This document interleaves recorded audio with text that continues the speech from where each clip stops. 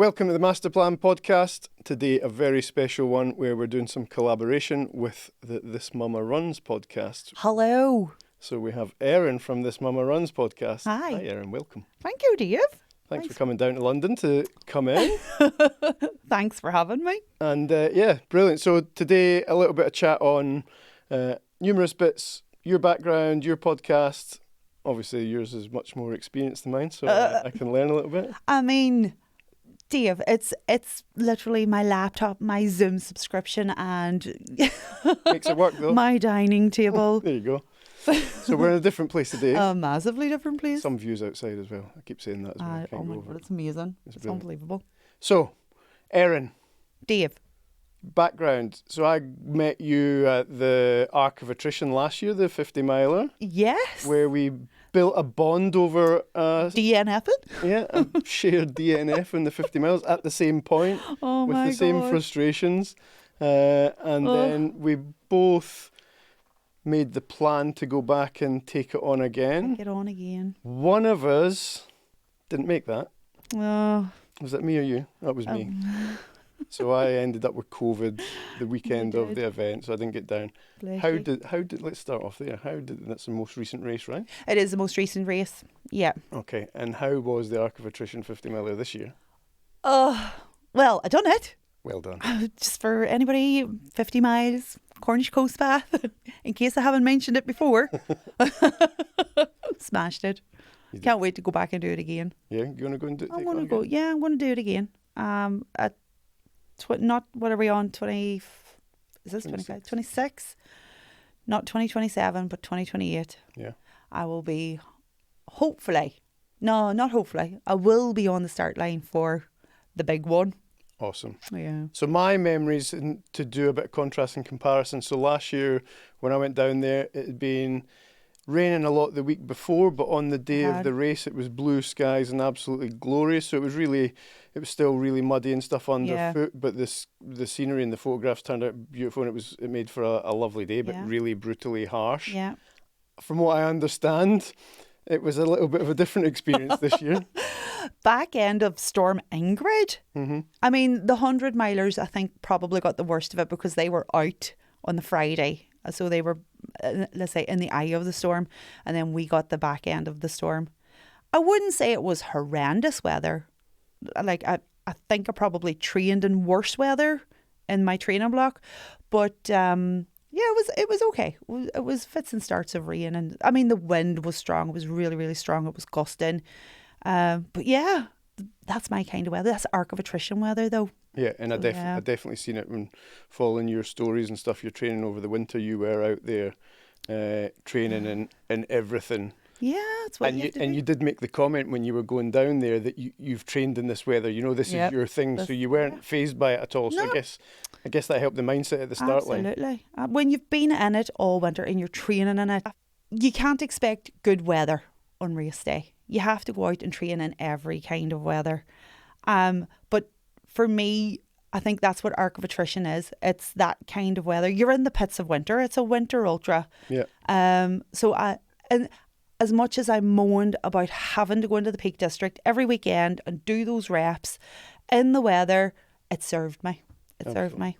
Absolutely. And I think I listened to a few podcasts after the Arc as well, and James Ellison on the Century one, he was saying exactly the same thing. He said, well, okay, last year when the sunshine and that was there, people think, oh, well, it's great. And then this year it's brutal, but it's down on the Cornish coastal path in the depths of winter. Exactly. Really, if you're signing up for a race, you've got to prepare for that, right? Exactly. Especially a winter race. Yeah. You're not going to go and sign up for the Spine and hope for a glorious day. You're going to have to expect up there in Edale and up into the Scotland, snow and wind and rain and Absolutely.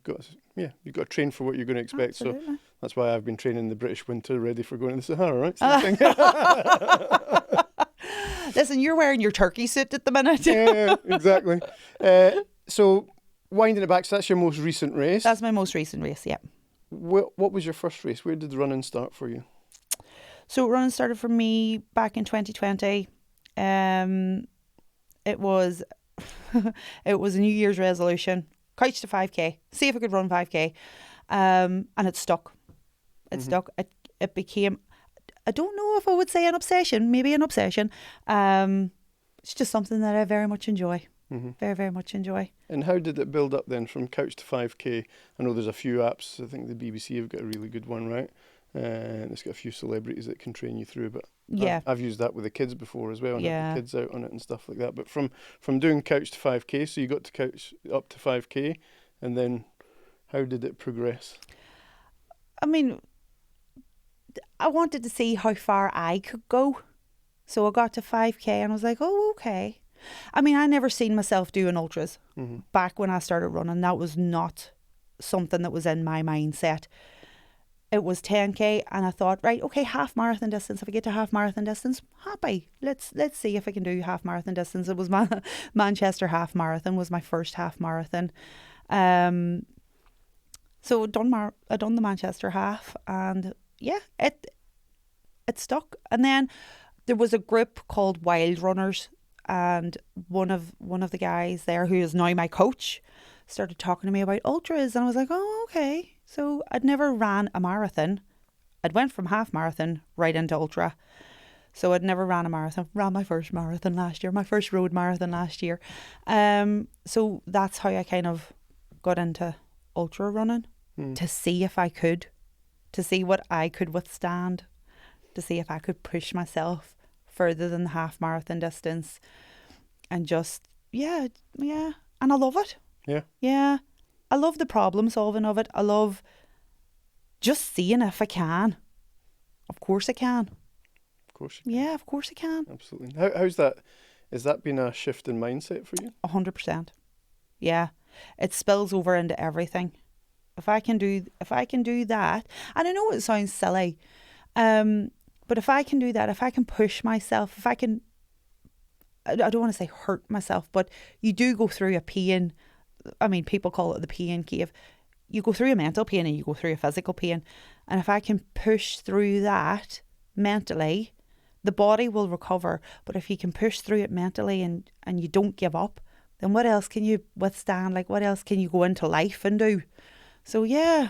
Yeah, you said, I know it sounds silly. I don't think it sounds silly at all. That's, I think that exactly what you're saying. You're taking yourself out of the comfort zone. Exactly. Whether it's physically being uncomfortable, but getting at the point of being comfortable, being uncomfortable. But exactly. I think as you make that comparison with anything in life, I think if you take yourself out of your comfort zone, that's where the real growth is, right? 100%. Anything that we turn our hand to, you have to put yourself out, you know. For me in work, I was chatting with Chris in one of the other episodes about being naturally shy. Yeah. So doing something like this many, many years ago would have been absolutely no way. Standing up and doing presentations and stuff at work. Yeah. Absolutely no way. But that practice of doing it, and even small steps out of the comfort zone, it just helps you grow and develop those skills. So I don't think it sounds silly at all. I think it totally makes sense. I heard a great thing, and I think it was like, I think he's called Chris Williamson, who does a podcast as well. He's like, it's false confidence. But is it false confidence because you're out there doing it, or false bravery? But is it? Because you've got the confidence to do it and you're brave to do it. So in fact, you're actually brave and you're actually confident. Yeah. So it's not false and you're doing it. Yeah. So I think some people tag it as false. Yeah. If you're doing something new that you've not achieved before. But exactly, you say, if you're being brave enough to go and give it a go and take that step, if it's a small step or a big step out of the comfort zone, then you're getting it done. And that's where you find out. But let's talk about your intro into running. So tell us about you. Let Erin take over now. So that's a good point, because this is a collab podcast. Then there's a bit of a backstory for both, right? So my one in a nutshell, and look back on episode 1 of the Masterplan podcast, and Chris let me be a bit self-indulgent and really dive into my backstory, and he had some great questions, which was really good. But for myself, very similar story to yourself. So mine was end of 2017 into 2018. I was hugely out of shape. I was about 115 kilos. I was a substantial. Tell us in stone, proper metrics. I don't know.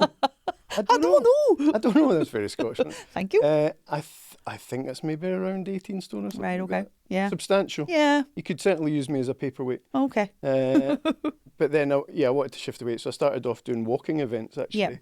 Yeah. The Kilt Walks up in Scotland, and then done a half but it was always different to you, where you've gone step by step and just Yeah. see what more you can do. Yeah. With me, it was always from the beginning. It was one of my friends, Simon, he'd done a similar thing where he'd got really in great shape and he'd got into running and went and run marathons. Yeah. So he was the sort of, initially he was the role model of, right, sounds like a great idea. He would come round to my house on a Sunday for Sunday lunch or whatever, and what have you been up to this morning? I said, I was out running 18 miles, and I was just that's incredible, right? I know, because when you're not a runner, and somebody says I've just ran, and I shouldn't say I just ran 18 miles, but when you're not a runner, 18 miles is like, whoa, 18 miles, like what? It's unfathomable. Yeah. But 18 miles to you now is a training run. Which is nuts. It is nuts. And we do. Crazy. The more that we do, and in anything that we do, if it's running or whatever, we normalise what we practice regularly, right? Exactly. And that's one thing from this podcast that, and I've said before already, that pace and distance and whatever is completely irrelevant. Yep. It's you, and we don't compare, right? Yep. Comparison's a total thief of joy. Oh, 100%. What you and I have done, and there's always people that have done much bigger, much faster, much whatever. Yep. I'm a very bog standard runner, right? There's nothing fancy about it. Yeah. But it's just that I give myself a challenge and go for different things. So, any distance.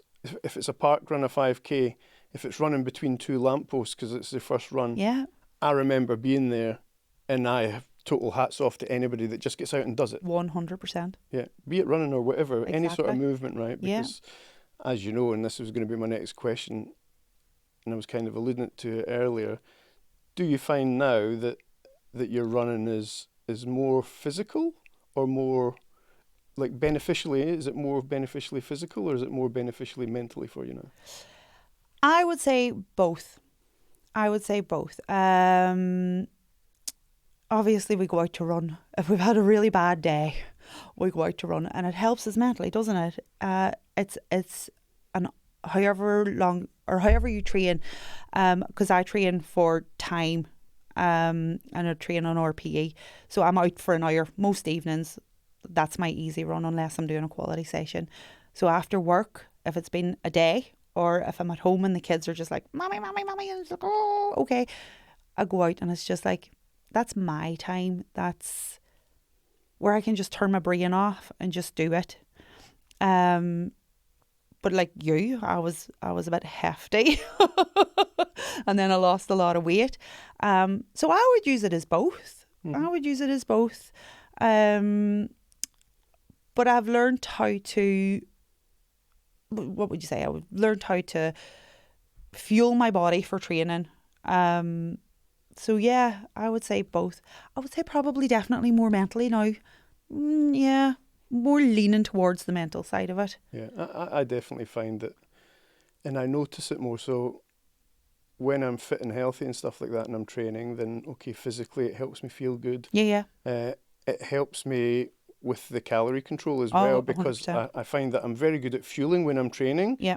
But like when I stop training, I'm not good at adapting my fueling. I still eat like I'm training. Like you're training, right? exactly. And that doesn't help. So because of the history, then you really notice it, right? You really feel it. But mentally more, I notice it if I pick up an injury or something and I can't run. Yeah. Because when you're fitting well and you're running, sometimes you're like, I can't be bothered with this. But when you're injured and you can't, and that's taken away, that to me, I really in my headspace. 100%. I feel that it's been taken away. Yeah, right? Yeah. And it's like so dramatic. The walls are closing in. Like last year, I spent the best part of last year injured and just rehabbing. God bless my poor coach. He set me my training plan, and he was doing everything to kind of keep me ticking over until I'd got back into racing at the back end of last year. And it's like it had been taken away, and it's just like the walls were closing in, and I wasn't hitting what I wanted to hit last year. But then you can't hit it all the time, can you? Yeah. It's like he explained to me, it's like running is like seasons. You're always going to have a good season, and some seasons aren't going to be, but like winter's not the best. So But I'm so grateful in any season, though. You have to be grateful because, my God, we have the body and we have the want. We get to do it. We choose to do it. So we're lucky, and yeah. Yeah, I definitely agree. I think that, and similarly, I keep saying that the times are irrelevant. Exactly. When I go out in almost all my races, sometimes I'm training to try and get a time or try and go for it, and I'm training for that specific thing. But if it's on the day, there's so many things that can go wrong and put you off, be it, you don't sleep well for a couple of days, or you don't eat well, or you get a bit of illness a couple of weeks before. There's so many things that can knock you off track. 100%. I think honestly, to me, that's one of the things that I appreciate, and I'm proud of myself the most, that I'll accept that when it's not my day. Yeah. Okay, it's fine. There's another day. There's always another race, right? Yeah, exactly. And as one of the coaches I've worked with before always says, it's only running. It's not that deep. It's not that, my God, I was out for my run last night and I was thinking, running is not that deep. I think we make it. We do. We make it more than what it is. And the more we get into it, right? Oh, completely. It's when is it getting from being a hobby to an obsession to an addiction or whatever, right? When it really starts taking over. And sometimes, you need to step back and give it a bit of a break. And sometimes it does take over, and sometimes that's okay. But let's talk training. What is it you're training for now?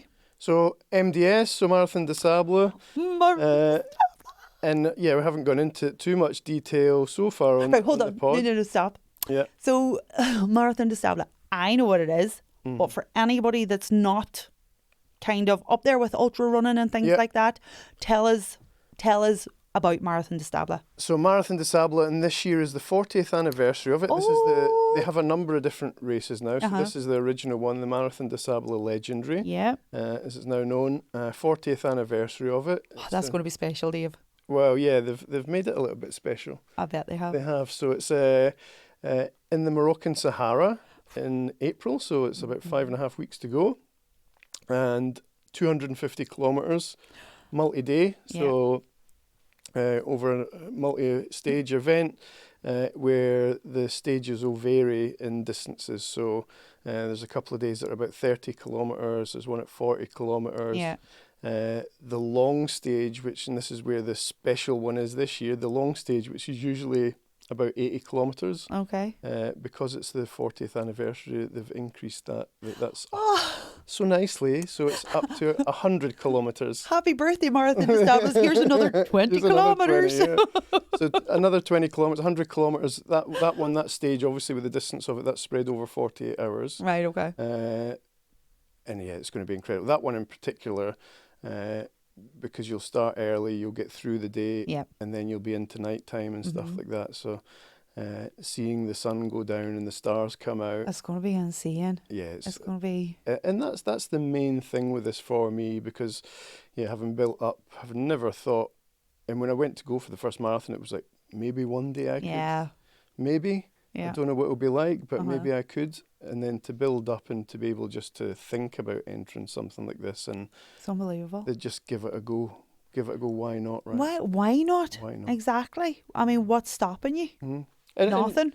And for all the things, even going out and doing, like they say, couch to 5K and stuff like that, for many, many years, my brain would have said, no, why you don't do stuff like that, so don't. And I wouldn't have got a chat about it previously, about it being like a stuttering start of maybe trying, but then, this is too hard, and just giving up sort of thing. So I'm really, really grateful, both in the circumstances, because it's not a cheap one. There's a lot to it, and it's a big old thing, and it's international travel and all the rest of it. So I'm very grateful of being in the position where I can even sign up to it.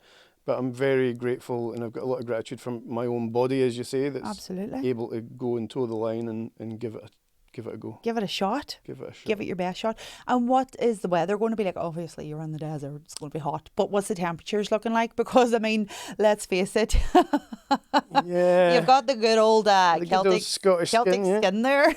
So we're looking at, they reckon, around 45 degrees centigrade during the day. All? Yeah, so toasty. Fine, right? I might need a coat. Yes. Factor 15, you'll be dead on. Factor 15,000. Yeah. Yeah. So 45 degrees during the day, but then at night, obviously being desert as well, then it drops down. So, so it drops down to about 5 degrees, and because this is, you have to be self-sufficient. Yeah. So you have to carry your sleeping bags, your jackets, all your food for the full 6 days of the event. Yeah. A camping stove if you want to have that food warm. Medical, all the stuff that you're going to need. You have to be really self-sufficient. All they issue you with is you'll get water at the aid stations. Yeah. And then at the end of each day or each stage, they'll give you 5 litres of water. Okay. And that's to do you for everything that you need at the night. So if you want to wash, if you want to cook food, and then all the way through, and you have to turn up at the start line with your bottles full. And so that water, that 5 litres, has to take you to the first aid station on the race the next day. So you have to be... There's a lot of admin. There's going to be a lot of admin. So I never ever thought that I'd be in a position, because you have to take all your food for that period, right? So, and you don't want to just eat the same thing day after day, and you need to get a lot of calories in. Yeah. And lightweight because you're carrying it. So are you going to have a minimum amount of calories that you're going to have to carry with you? Yeah, mandatory. You have to have 12,000 calories, so which works out to a minimum of 2,000 per day. Yeah. They reckon you maybe be burning up to 6,000 calories per day. So it's a bit of a deficit there. And friends that have done it before have told me, said it's not like the 100-miler that I done last year, where it's a real slog and just battling through. Says it feels different. That it just feels like you're going out and doing an endurance event constantly hungry. Yeah. So what you pack in has to be really calorie dense. Yeah. So for some of your listeners as well, I've just done an episode on nutrition. Right. With James Frost from Phoenix Bars, which is like a really calorie dense bar. Excellent. Is that who you're going to be using? Yeah, that's one of the products that I've been using for training and on recent races. Yeah. Because it's like a bar that size. Yeah. And it's got 525 calories in it. And it's good on vitamins, minerals, carbs and protein as well. Yeah. So it's a really well balanced product. But alongside that, then for warm meals, some of these sort of some of this expedition food, like dehydrated stuff. Yep. So I'll be reheating that. So I've been testing that on some of I had a race out in Tunisia in October. So and you used those so on that had race? Camping overnight as well, 50 kilometres each day and camping in the middle. So it was a great chance to practice with some of the stuff. How did your gut cope with it? Absolutely fine. Excellent. And that 100% was the main thing, right? Absolutely. Absolutely. So getting in there, and that was like, they do like spaghetti bolognese, they do curries, they do Thai, delicious. They do all sorts of stuff. A gourmet meal. And the spaghetti, that to me was like, maybe not everybody likes this, but I have pleasant memories as a child of like canned spaghetti. Oh yeah, some people detest that stuff. I know that spaghetti. But for me, I was okay with that, and that's what it reminded me of. Yeah. So, and the guts were okay with it. Nostalgic. Yeah, a little bit nostalgic, when your mum can't be bothered making just a can of spaghetti. SpaghettiOs. So there's a whole host of stuff, and I started off this bit by saying I never ever imagined that I'd be on Amazon buying a vacuum sealer machine. So and you have to decant. So some of the packaging with some of the stuff you get ends up being too heavy, so you have to decant it into lighter stuff. Oh my God. But then I got a lot of tips about taking like dry cured meats, like jerky and stuff like that. That's a great idea, actually. And cheese. As well. Cheese sandwich. Or cheese sandwich. Cheese sandwich. As I get slagged off for saying So there's all this stuff about what you're going to have, what's going to keep your taste buds going. Yeah. For me, 100%, I'm going to have some Nerd gummy clusters in there. Oh, very good. Right? Yeah. Excellent bits. So little bits of different flavours just to keep it interesting. Absolutely. I don't know if you find the same thing, but that boredom with eating during ultras. Oh, God, yeah. Yeah. It's horrendous. It's awful. It's horrendous. So you end up not wanting to eat. Yep. And I think I will take, I'll take some liquid calories, maybe some Tailwind or something as well, because when you really don't want to eat, at least if you're drinking something, that can be an easier way of getting it in and getting a bit of water. And you're all prepped for it and flights are booked? Flights are finally booked. When did you book your flights, Dave? What date was it? So today's the 25th of February. After being advised at the London Expo for MDS back in the start of October last year, they said if there's one thing you take away, go home and make sure your travel and hotels are booked. Lovely. So yeah, I done it this week, sort of 4 months later. Well done. But anybody that knows me will not be surprised at this. I think a lot of my friends that know about my approach to stuff. It's always a bit last minute, and it always causes a lot of anxiety for a lot of people. Yeah. But yeah. It is what it is. At least they're booked. I've got a flight. Well done. I just have to remember to take my trainers now and I'll be flying. Oh, God. Could you imagine? Yeah. And what about your kit? So kit, I've been doing some testing over the last few months. Mm-hmm.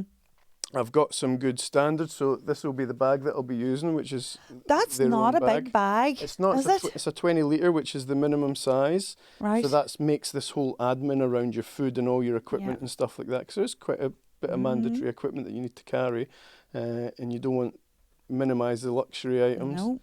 I was at a discussion last weekend with Susie Chan, and she was being interviewed by Sophie Rayworth, and both of those have done MDS. Right, okay. And they were having a discussion about what is a luxury item, and Susie is really sharp on the kit for that. And no, that's a luxury item, don't take it. And Sophie Rayworth saying Susie was telling her not to take even the inflatable blanket, inflatable pillow. Right, You don't need that, just use your shoes. Right? I mean, she's not wrong though. Yeah, use your shoes, throw your coat over it, you're grand. Exactly. Sophie still took her pillow. She said it was great. So I don't know. I'm undecided on I have an inflatable pillow ready to go, but I still need to decide. I'll wait and see once I get all my food in there what it weighs. But you're targeting to have about 10% of body weight in your bag. So, right. Okay. So for me, about 85 or 8.5, 9 kilos, something like that. So 8.5 kilos seems to be the sort of sweet point that I see from doing a bit of research on it. But it's going to be tough. It's going to be tough just to add around it. There's so much to think about, not just going out and doing it, but it's everything else. Yeah. I mean, obviously with this skin, I'm going to need about 5 litres of sun cream. You are, and that you're going to have to carry that to sustain you for the days that you're going to be out there. I've not asked if I'm allowed a camel to carry my sun cream. I should investigate that. I mean, I don't think that will be allowed, but I mean, go for it. So one of the bits, for a question back to you, on the first episode I done with Chris, I was chatting about the first time I went to an ultra and a little bit of anxiety that I had about in this sort of imposter syndrome, which always it always tries to sneak its way back in. Always. But there's try and God. push it to the side because it doesn't help you, right? It's not valuable. But that first time I went to an ultra and really been anxious, right? Am I going to look out of place? I'm naturally a bigger guy anyway. I'm not a lean racing snake by any stretch of the imagination. Yeah. So, and I'm always conscious of that from the size I was before, right? So I was really pleased that the first ultra turned up the Centurion 100 Hills and there was such a great diverse range of people. Yeah. Oh, that's one of my favourite races. Oh, yeah, really good. The 100 Hills. I'm a wee bit gutted that, I mean, it's happening next weekend, I think, and I'm a wee bit gutted that I'm not going to be there for it. It's a good one. But it is. I will definitely go back for that one next year. It's such a great race. Centurion are an amazing race company anyway. They really are. They really are. And it's either going to be them or Epona, I think, next year for a 100 miler. I don't know. We'll see. Anyway, sorry. Good. I digress. No, that's... So when I turned up at that start line, I was so impressed and felt immediately it relaxed the nerves and a bit of the anxiety. And of course, once you start over the start line, then that kind of disappears a bit anyway, right? You settle into it. But getting that, and that to me was always a bit of on different races and stuff like that, was always a bit of a blocker because I didn't want to look out of place. So that bit of getting to that, especially in that race, I really noticed it and it really calmed the nerves quite a bit. Yeah. That's for me as a guy. Yeah. I'm really interested to get the same sort of viewpoint for you as a female where the representation is growing for sure. Oh, completely. And I know that across the MDS's series of races that they do, I think back in 2015 they say they had less than 10% female representation, and across all of their events it's around 50% now. Yeah. Other than the legendary, which apparently is a little bit less, but having around just over 50%, I think across all the races is phenomenal. But you know, my feelings, my anxieties, and stuff that I get there of going as a guy. How does it feel going as a female where you know the representation isn't as strong? How does that feel for you turning up at the start line, and what's been your sort of process of managing that, and how's your headspace around that? What a question. Right? I mean, like you'll always get imposter. I mean, I still get imposter syndrome. I stood on that 50-mile start line in January and I was like, God almighty, should I be here? Because you do. You look around and like, I'm not a petite racer. I don't view myself as that. I'm not that. But yeah, I do. I'm like, am I good enough to be stood on this start line? And I think to myself, no, Erin, maybe you shouldn't. And then I think to myself, no, I should be. I have every right to be stood on that start line as much as the next person. So yeah, there is always that. There is always the imposter syndrome, and it does creep in with every race you go into, because they are hefty races. I love the big distances. I don't know that I would particularly want to race. I mean, well, I'm saying that. I don't want to race a 5K. I don't want to race a 10K. But the big races, yeah, because, I don't know. That's a question, Dave. It is. Like, put me on the spot. But it is difficult. It's often these questions are hard to really get there, but because some of them are quite deep ingrained feelings sort of thing. But I think ultra running is a very male dominated sport. I can't believe I'm using the word sport. A finely honed athlete. It is a very male dominated sport, and there's always going to be more men stood on the start line of ultras than there is women. And I am okay with going out now to represent a small portion of the women that are stood. More women should be stood on the start line of ultras. But it's down to the individual. It has to be down to the individual if that's the type of racing that they want to do, or the type of running that they want to do. For me, I love it. Mm-hmm. I would much rather be stood on the start line of an ultra than I would be on the start line of a 10K. Yeah. But that's my preference. I think more women should get into ultras for sure, but yeah, it has to be down to the individual and what they want. And I think the word that you've just used is the key. And always in my head, and when I've spoken to people, it has to be, you have to want it. You have to want it. And and I had a discussion with a friend recently where they'd signed up for an ultra. Yeah. And it was because there was a group of friends doing it. Yeah. But then they had a holiday in the middle of what would have been the training block and stuff like that. Yeah. And they were like, oh, I don't know if I should do this. And I said, well, do you want to do it? Yeah. Or is it because friends were doing it? It was convenient for them. It worked in with it. Did it not work? Do you really want to? Because if you don't, then don't. And exactly. you know that's the gut feeling, right? 100%. And do I really want this? No. Then, fair enough, give it a go if you decide just to give it a go. But if you don't really want to, then don't. But equally, if you do really want to, and this is the bit for me, what I really want for everybody who's thinking about giving whatever race a go, if you want to do it, I would love it. And I know a lot of the race companies are brilliant at this now, and rightly placing more importance on it, is making it more inclusive so that anybody who wants to can and doesn't, some of those maybe perceived barriers or actual barriers to doing what they want to do are actually removed, sort of thing. So exactly. and I know that from the Marathon des Sables Expo that they had a really good discussion on some of the changes and stuff that they're putting in place for the female racers to make it more inclusive, make it easier, take some of those anxieties away and the things which would be in people's heads about why I won't do it. I want to do it, but I won't because of A, B, C. Yeah. I mean, it's like we were talking about it earlier. As a woman, you're in the middle of the desert and you need to pee. Where are you going to go and pee? Yeah, absolutely. And I get that. But I think if I was going to go into a race like that, then I need to think about things like that. It's down to me. Putting myself in that position, it's down to me to figure that one out. I mean, yes, the race organisers can do what they can do. But it's like I was saying as well, I mean, you're in the middle of the desert. Could you drop a porta potty into the middle of the desert? you know, you're just going to have to figure it out. You have to figure it out.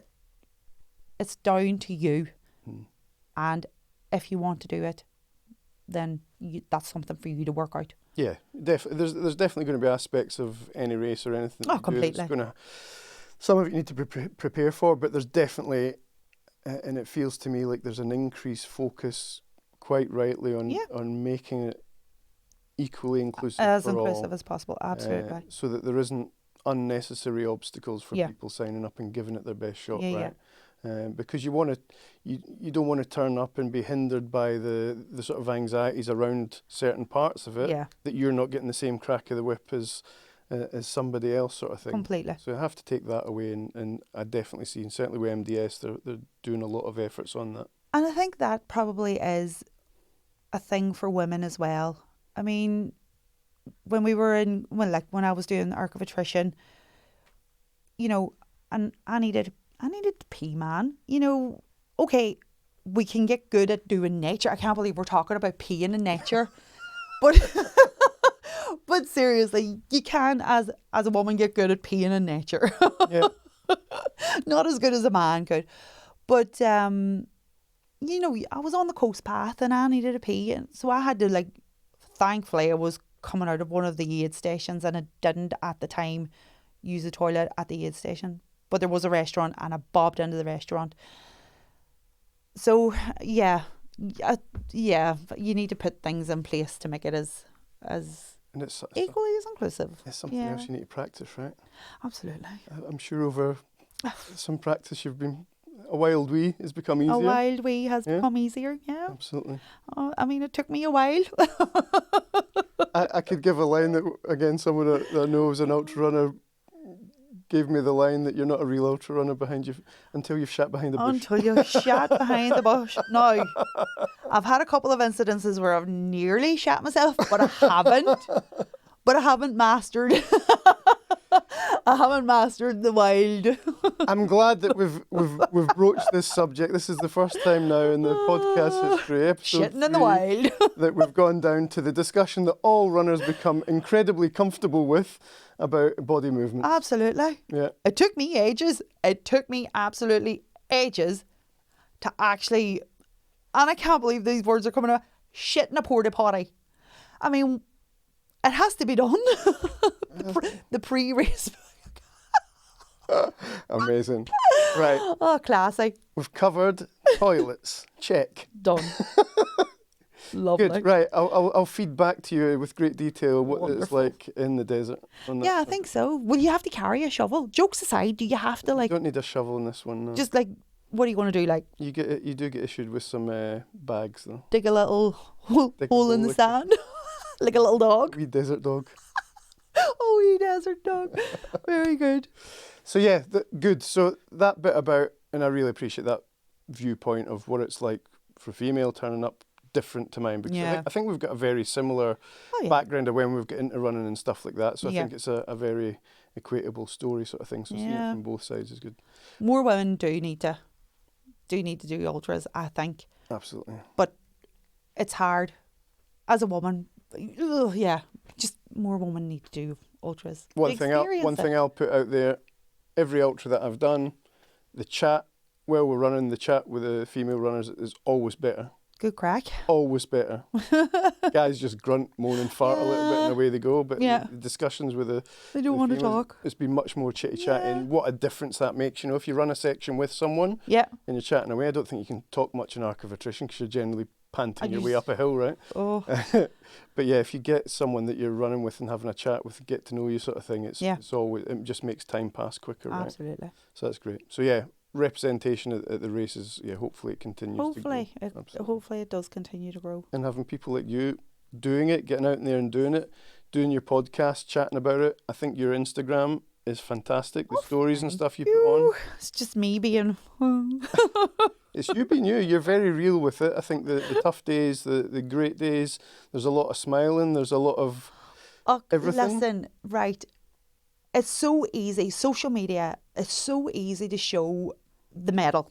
It's so easy to show the good runs. It's so easy to show all the positives of running and what we're getting up to, and rightly so. But for someone, for someone that's coming into running is hard. Running is really, really hard, and you're going to have your off days, and you're going to have your days where you don't want to do it, but you still go out and you do it. And it's not a case of we have to do it, but we do have to do it, especially if we're in a training block and you want to hit that race the way you want to hit that race. I think it's important to show all sides and all aspects of it. And no, don't get me wrong, I do love to bitch my way through it, and I do love to moan at my coach and moan about my coach. A lot of it is tongue in cheek. He's amazing, but it is important to show that you're not going to have your good runs. It's just not going to happen. There's going to be days where you're off, but then there's going to be days where you're not off, and those are the amazing ones. So I do try to show it all equally. Yeah, I think you balance it really well. I think it comes across to me. It's always come across to me as being very real. So it's a great job, and it's a really good point that you make. And it's something we all have to keep in mind, right? Exactly. A high percentage of social media is the medal day, right? Exactly. Not just in running. Medal Monday. It is. It's that. Oh, don't get me wrong. I am the biggest Medal Monday. Can I say it? Anchor. I am. And as we all should be, because my God, you've put the training in, you've beasted it. Go and get your medal. Absolutely. That's a celebration, right? Exactly. And I think I know a lot of people that don't put stuff on when they get their medal because they're shy. That people will think I'm gloating. You celebrate that. Yeah. You've put in the work for it. Exactly. And that's the bit that's for me. Hard. When I see people put, like the Medal Monday, yeah, I normally straight away think, wow, whatever race it is, how much they've obviously put into that. And when it's been, friends of mine, so one of my friends, Boots, who's had a terrible time with health and fought through recently with cancer and is coming out the other side. But last year she went out, hadn't been a runner, had built into running and went out and done a 5K. Legend. And it was brilliant to see, amazing. Just getting out there and doing it of something that was hard, right? Yeah. And she got out and done it, and then, we thought that was a big success. The way that she's took on her health struggles and bits and pieces has just been so inspirational, so much with a smile and got through it. She is. She's a star. She's an absolute star. And then even when she's been down and having a tough time, she's still sending messages of support and stuff like that. So, that's the bit that I love to see is what people have put in, what their backstories been, sort of thing, right? Definitely. Yeah. And even, this time of year, this morning, I was driving up to the train station. There's people out running in the rain. Yeah. There'll be a lot of them that are London Marathon bound sort of thing, and they're really deep into the training block. Getting into it, right? And that's, you've got to be proud. It's lovely to see people getting out and fighting their fight, right? Yeah, absolutely. 100%. So what's next for you, race-wise? Oh, next for me, I am back at Cornwall next week. I am doing 18 miles, but it's a race, but I'm not going to, it's going to be a lovely day out in the coast path. The horrible section of the coast, I'm obsessed with Cornwall. It's that really horrible section of the coast path. You know the bit I'm talking about. The boggy bit, the muddy bit that when you fall in a bog, you're falling in a bog. So it's going to be 18 miles. It's going to give me the chance to practice my nutrition and just have a lovely day on the coast path. So that's the next one coming up for me, which is going to lead me into my 50 miles. That's going to be another big one. So that'll be my second ever 50 miler. And it's Manchester to Liverpool with GB Ultras. Oh, brilliant. I don't know, because it's all on canal path and it's flat. And I love elevation. See the face that you're making. Oh, I know. The face you're making is like you're going up Mount Everest, but you're actually going from really hilly stuff at the arc to flat. To flat. I don't do flat though, that's the thing. See, it's different, right? It's so different. And it's such an amazing point because you train for elevation. Yep. So now when you're thinking about doing something that's flat, because it's terrifying, different, mate. Right? Yep. Because it's different, then you're like a little, maybe feel a bit anxious about running on flat. I feel massively anxious about running on flat because I know with elevation, I don't run it, but I've got a good pace and I can get up there, I can get up quick, coming down, no problem at all. But flat, for me, for 50 miles, I'm thinking in my head, I'm going to have to keep running. And I can't stop running. Where's the hill so I can... Where's the hill so I can walk? I'm the same. And can I eat cheese sandwiches? Okay, I love a cheese sandwich when I'm running. Got it. But so that's what I've got next. And longer term, have you got any big goals, aspirations? I mean, 50 miles is huge, obviously. 50 miles. Well, I'm doing my first triathlon. Well, sorry, I shouldn't say it's triathlon. It's a sprint triathlon. Dipping my toe. Still a triathlon. So don't play it down. No, I know, but for me, it's a baby one. Triathlon. So you're doing your first triathlon. I'm doing my first sprint triathlon. In July, I think that one's July, and then I do have a half marathon in Copenhagen, which I do want a PB on because it's been a long time since I've had an actual road race PB. So I would like to PB on that one. But yeah, 100 miles is where I want to be. Wow. I did want to do Arc of Attrition 100 miles next year, but my coach said not that one for my first 100 miles. And as much as I hate agreeing with him, I am agreeing with him. He thinks I need to see what the distance is like. I mean, you know what Arc of Attrition's like. So I will get my 100 miler just to see what the distance is, see how I fare on the distance. But yeah, a hard 100 miler then the year after. I shouldn't say a hard 100 miles. 100 miles is hard anyway. 100 miles is hard in the car. Exactly. But yeah, so 2028. We're in 26 now, yeah. 2028 is going to be... I'm not saying it out. Okay. I'm going to keep that one to myself. Keep that to yourself. Yeah. Build up to it step by step. Build up to it step by step. But incredible. And, Yeah. you know, having been on races... It's not a multi-day event in the desert, but... Maybe not in the desert. It'd probably be multi-day, though. Yeah, if you can do it in one day, then hats off. Hats off. True. Oh, God. If you can pull a bit Ashley Poulsen's pace. Bloody hell. 12 and a half hours, under 12 and a half hours. Unbelievable. Legend. Absolute legend. Absolutely. But what about you, though, after Marathon des Sables? In my mind, Yeah. Marathon des Sables, in my mind at the moment, Marathon des Sables will be the biggest thing physically that I'll ever do. Absolutely. I'll ever do. Oh, okay. Yeah. At the moment.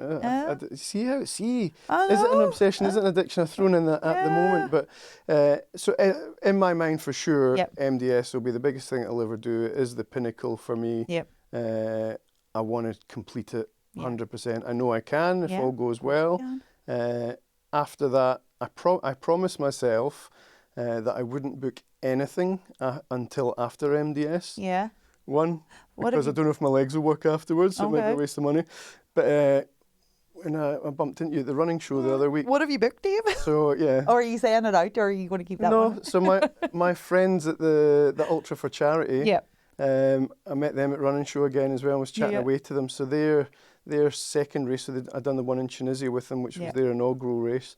Their next one is Mountains, which is in Albania in September this year. So that's going to be amazing. They kind of played a dirty trick on me by telling me when I seen them at the running show that there's less than 40 places left. Yeah. So I was going to sign up for it, but after MDS. Yeah. But when they put that on, it put a little bit of panic in because I don't really want to miss out. It being the first one in the mountains, and it does look like it's going to be epic. So it'll be a very different race. Lots of elevation, lots of mountains, and finishing off at the coast where apparently you can see Corfu. And already in the WhatsApp chat group, I see there's a few of the team that have signed up are already planning to get a boat across and go for a few days rest in Corfu afterwards. Amazing. So that'll be September. Other than that, nothing. Okay. So having signed up for Albania now, when I said I wouldn't sign up for anything until after MDS, then I don't think there's any scope for anything else to get thrown into it. So I'll just keep training away. The last few weeks of training now for MDS. Yeah. heat acclimatisation training coming up in a few weeks' time. Turkey suit. Yeah, so, but actually going in here in London, just up the road from here, there's the Altitude Centre. Okay. And they've got a heat chamber room as well, so a treadmill in a heat room where they, over the period of it, they're bringing up your core temperature. Mm-hmm. And it changes your blood setup and stuff like that, and allows you, helps you to cope with that. So that's sort of the last 10 days before I go out there, and that will help me sort of prep for it, get me in there, then lather me down in sun cream, and away we go. So. Away you go. Adventure of a lifetime. Oh, completely. Yeah, I still pinch myself at the sheer thought I'm doing it, but you know, as it comes up, there's more and more of that little bit of pre-race nerves that come in. You know? I think Marathon Stables is it's the creme de la creme, because at some point I will do that race, and that, like you say, the pinnacle. I think that multi-day events like that are the pinnacle of racing ultras. Yeah. Racing ultras. Yeah. And I know you're a legend. The one thing from speaking to a few people, one thing that's really clear, like things like MDS, because it's in the heat, lots of people are like, hell no, because of the heat. Yeah. And they'd rather do something similar, but maybe like the Spine. Yeah. Where it's multi-days across the UK, across the Pennines, but in the middle of winter, snow. right? And this year was wild. It was awful. Yeah. Horrendous. So unbelievable. Again, with Ultra for Charity, because they're doing different ones, so they're doing desert, mountains, then they're going to have one in Lapland for ice, and then they're going to have one in the jungle as well. That can give a taster to all four of those different sort of biomes. So, future, I don't know, maybe I might try them all. Try them all. Catch them all like Pokemon. Exactly. I'm a sucker for a medal, what can I say? I know, who doesn't love a medal though? And what about for your podcast? So the podcast's making a comeback now? The podcast's going to make a comeback. Yeah, I've got a little co-host coming on board. I'm not going to say who it is because they can introduce themselves. But yeah, podcast's going to make a comeback after a year hiatus. I think so, definitely. Good. Why not? Why not? Why not? Same as everything else. Exactly. Why not? Why not? Good stuff. But yeah, that's what's in the pipeline for the minute anyway. Excellent. So, well, sounds like it's going to be a busy year. Full of good stuff. Hopefully. Excellent. Yeah. Well, I wish you all the best with it, and I'm you sure do. we'll keep following up and see how we're going. Absolutely. Great. Well, thanks for coming on. Thank you for having thanks me. For collaborating. Collaborated. We'll have to do like a unified logo or something to go out with this. I think so. We'll have to do something. Definitely. But I appreciate you coming in. Toad Special. Thanks for having me. And thanks for all the support on races and of course. Races. You're always and a the same. good voice. Yeah, 100%. That's what it's all about. That is 100% what it's all about. Good stuff. Thank you very much. Thank you. Cheers.